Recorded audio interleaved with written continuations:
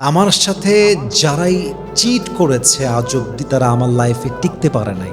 হয় আমি বাদ দিয়ে দিয়েছি অথবা প্রকৃতি তাদেরকে আমার জীবন থেকে অনেক অনেক অনেক অনেক দূরে সরায় দিয়েছে। এবং বাস্তবতা হচ্ছে যারা আমার বিশ্বাস রেখে চলেছে, যারা আমার বিশ্বাসে আঘাত করে নাই, ভালোবাসার মান রেখে চলেছে, তাদেরকে আমি আমার কলিজা দিয়ে আগলায় রাখছি, ভালোবাসা দিয়ে আগলায় রাখছি।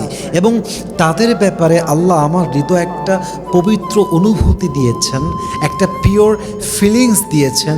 তাদেরকে দেখলেই আমার কলিজাটা ঠান্ডা হয়ে যায়, দেখলেই বোঝা যায় যে এই মানুষগুলোকে চোখ বন্ধ করে বিশ্বাস করা যায়। এবং মূল কথাই হচ্ছে এটা, আজীবন কারোর সঙ্গে থাকতে চাইলে চিট করে নয়, বিশ্বাস করে থাকতে হয়, বিশ্বাসের মান টিকায় রেখে থাকতে হয়। এবং যারা চিট করে দেখবেন দিন শেষে এরা জীবন থেকে বাদ পড়ে যায়। এবং যারা আপনার লাইফে পার্মানেন্ট হয় তারাই দেখবেন আজীবন আপনার বিশ্বাস রেখেই চলেছে, ঠিক কিনা বলেন?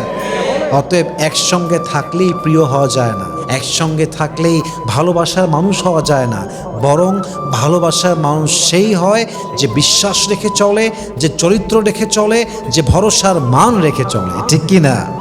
আল্লাহ সবাইকে বোঝার তৌফিক দান করুন, সবাই আমিন।